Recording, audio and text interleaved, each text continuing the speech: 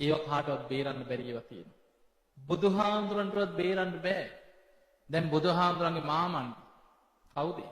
සුප්‍රබුද්ධ රජුරෝ පොළොව පලාගෙන මපායට ගියේ. මාලිගාවේ පියගැට පෙළ ළඟ. බුදුහාමුදුර ඇතුළු මහා සංඝයා වඩිනකොට පාර අහුරගෙන නිନ୍ଦා අපහාස කරලා බුදු කෙනෙක් වඩින මඟ අහුරලා ආපහු හැරෙව්වා. දින 7ක් ඇතුළත විපාක දෙන කර්මය. මාලිගාවේ පියගැට පෙළ ළඟදී පොළොව පලාගෙන අපායට ගියා.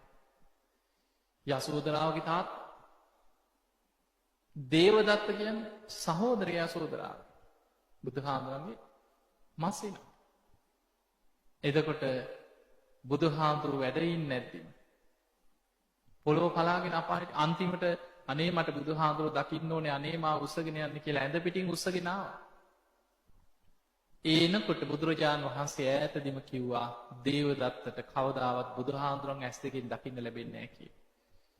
හැබැයි දැන් උස්සගෙන එනවා. එනකොට ළඟටම ආවා. ඈත ජේතවනේ පේන මට්ටමටම දැන් උස්සගෙන එනවා. පිරිස දුවගෙන ඇවිල්ලා කියනවා ස්වාමීනි දැන් අර හරි. ඔන්න දැන් ළඟටම එනවා. ඔන්න දැන් ජේතවනේ පේන මානික. පේන මානෙදී දේවදත්ත කිව්වා මාව කොහොමද තියපල්ලා කිව්වා. මට බුදුහාමුදුර ළඟට යන්න කලින් චුට්ටක් මේ වතුරෙන් ඇඟපත පොඩ්ඩක් තෙමා ගන්න ඕන කිව්වා. ඊට පස්සේ එහෙමම තිබ්බා. ඊට පස්සේ අමාරුවෙන් අර ඇඳේ වාඩි වෙලා පොළොවට අඩිය තියලා නැගිටින්න හදනකොටම විශාල ගිනි ජාලාවක් එක පොළොවට ඇදිලා ගියා. කරගත්ත කර්ම විපාක අදටත් අපායයි. ඒ නිසා මතක තියාගන්න කර්ම විපාක කියන්නේ බුදුහාමුදුරුවෝ පෙන්වන්න අන්තලික්කේන සමුද්දමජ්ජ අන්තරීක්ෂයේ අහසේ කර්ම විපාක වලින් හැංගිලා බේරෙන්න තැනක් නැහැ. ඕ මං විපාක එනකොට මෙන්න මෙතන හැංගෙනවා කියලා හැංගෙන්න තැනක් නැහැ.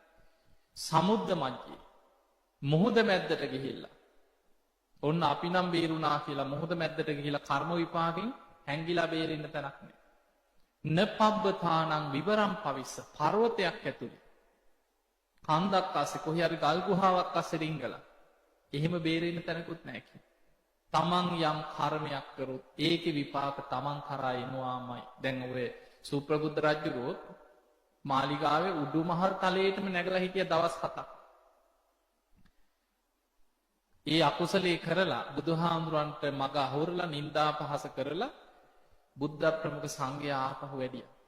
යන්න දුන්නෙම නෑ ඒ පාරේ. රජුරවන්ට ටිකක් බය හිතුණා.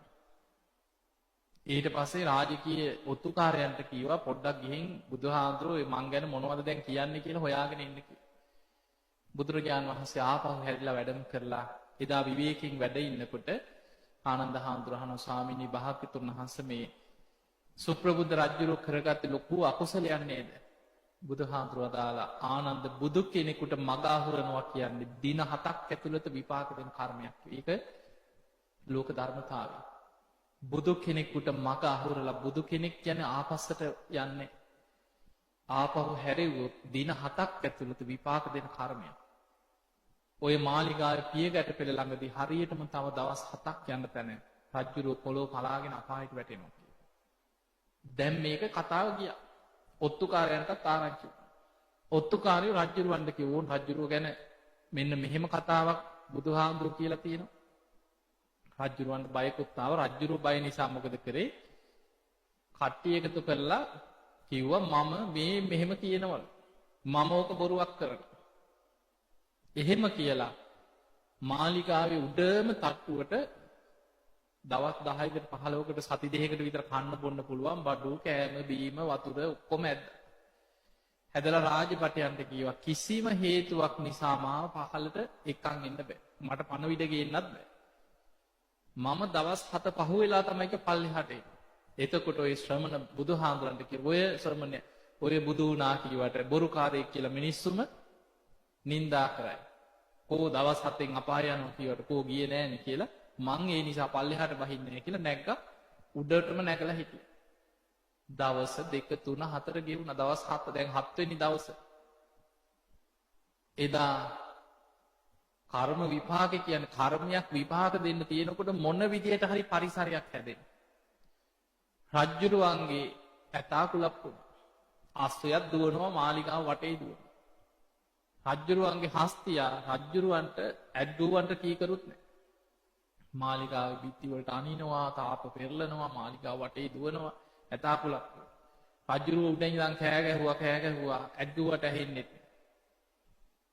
ඔන් හිටි තැන් අමතක වුණා. පල්ලෙහාට පඩිපෙලෙන් බැහැගෙන එනකොට රාජපටියෝ ඉන්නවා. තල්ලු කරගෙන පල්ලෙහාට ඇවිල්ලා පොළොවට අන්තිමටම බැහැලා අඩිය තියෙනකොටම විශාල ගිනි ජාලාවක් කැඩිලා ගියා පායට.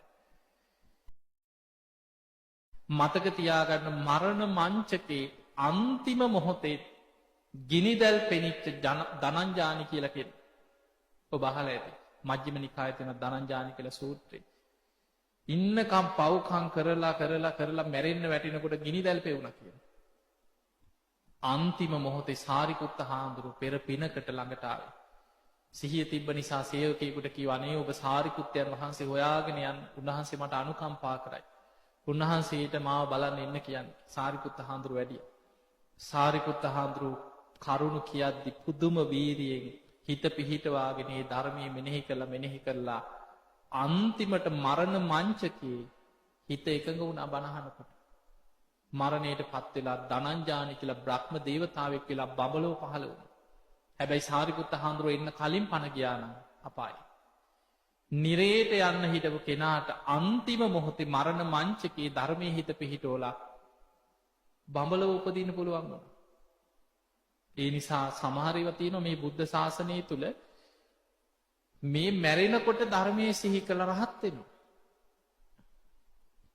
අන්තිම මොහොතේ හරි ධර්මයේ හිත පිහිටෙව්වොත් ඒ ට්‍රැකවරණේ තියෙන. දැන් ඔබ අහලා ඇති අර දාරුචීරිය. බාහ්‍ය දාරුචීරිය දරපතුරු ටිකක් ඇඳගෙන මහා පාරේ දන ගහගෙන ධර්මයේ සිහි කර ඉන්නකොට එළ දෙනක් යන. අනිනකොට ඒ කර්ම විපාකයක් පෙර සසර.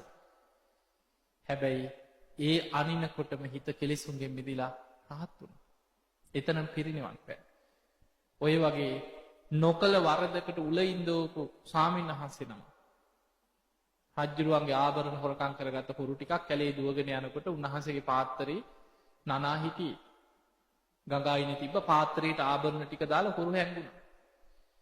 පස්සේ පන්නගෙන ආපු රාජබටයන් අන්තිමට හොරා කියලා අල්ලගත්තේ මුකුත් නොදන්න අර පෑන් පහසු වෙවි හිටපු හාමුදුරුවෝ. ගගහ රජ්ජුරුව ළඟට ගෙනිච්චා. රජතුමනි මේන් හොරා කියලා. මේන් ආභරණ ටික ඔක්කොම අහු වුණා කියලා. රජ්ජුරුව ඒ වෙලේම අන කරව කවුල තියාපන් කියලා. මුකුත් දන්නේ නැහැ. රතු මල් මාලාවක් දාලා අඬ බෙර ගගහ කස පහර දිදී නගරේ ඇදගෙන ගිහිල්ලා නැගෙනහිර දොරටුව ළඟදී උලින් දෙව්වා. ඒවත් සසරේ කරපු කර්ම. මේ භාවනා පැවිදි වෙලා හිටියත් නිවන් දකින්න ගියත් නිවන් දකින්න අන්තිමට රහත් වෙන මොහොතේ සංසාරේ කරපු කර්ම තියනවා නම් විපාක දෙන්න. ඒවා අන්තිම ජීවිතෙත් විපාක දෙනවා. දැන් උලින් දෙව්වට පස්සේ ඔබ අහලා තියෙන ඉස්සර රජවරු උල තියනවා කියන එක. උලින් දෙව්වට පස්සේ ඇඟ හාරගෙන මේ බඩවැල් කාගෙන බඩ ඇතුලෙන් උලක් බහිනකොට ඇඟ ඇතුලට ධර්මයේ සිහි කරන්න මේ භාවනා කරන්න ඇස් පියාගෙන පුළුවන්ද? උන්වහන්සේට මේ වේදනාවත් එක්කම සිහි වුණා අනේ බුදුරජාන් වහන්සේගේ ධර්මයේ කොච්චර සත්‍යයක්ද? ඉපදීම දුකයි කියලා නේ දේශනා කරේ. ඉපදිච්ච නිසා නේද මම මේ දුක් විඳින්නේ. සසරේ කොයිතරම් නොකල වැරදි වලට මේ වගේ දඬුවම් විඳලා ඇද්ද කියලා හිතුණා. බුදුහාමුදුරන්ගේ බුදුවැසට යොමු වුණා. උන්වහන්සේ කාටවත් පේන්නේ නැහැ. 이르දියෙන් මේ භික්ෂුවට විතරක් පෙනී හිටියා. පෙනී ඉඳලා ධර්මයේ සිහි කරා. මේ රූපේ නිට්ටයද අනිත්‍යද? අනිච්ඡම් බන්තේ අනිත්‍යයි ස්වාමී. එනම් මේ රූපේ නිසා ඔබට දැන් ඇති වෙන්නේ සැපක්ද දුකක්ද? දුක්ඛම් බන්තේ දුකයි ස්වාමී.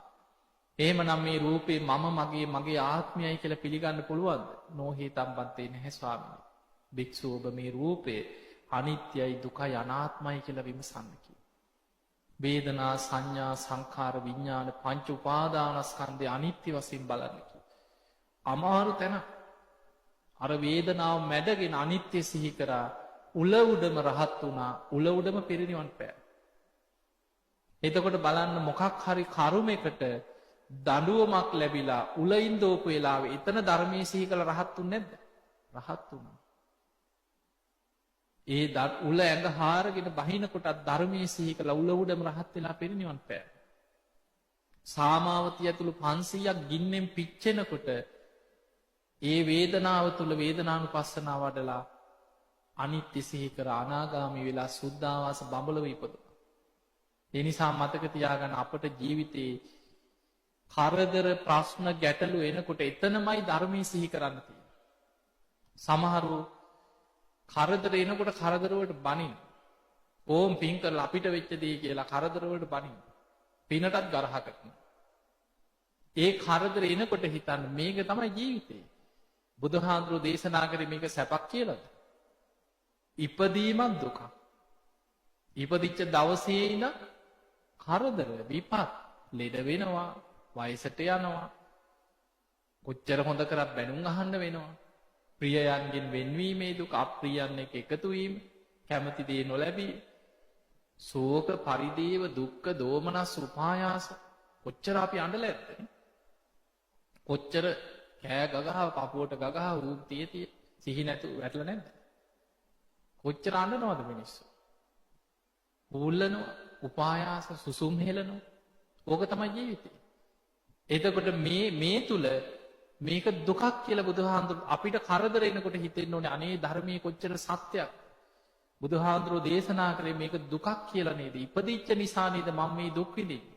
ඕක හිතෙන්නේ නැන්නේ බොහෝ දෙනෙකුට. ඕන් අපි පින් කරලා අපිට වෙච්ච දේ කියලා හිතන්නේ. ඒ නිසා දුක දුකක් හැටියටම දකින්න. කරදර එනකොට එතනමයි ධර්මයට යන්න තියෙන පාර.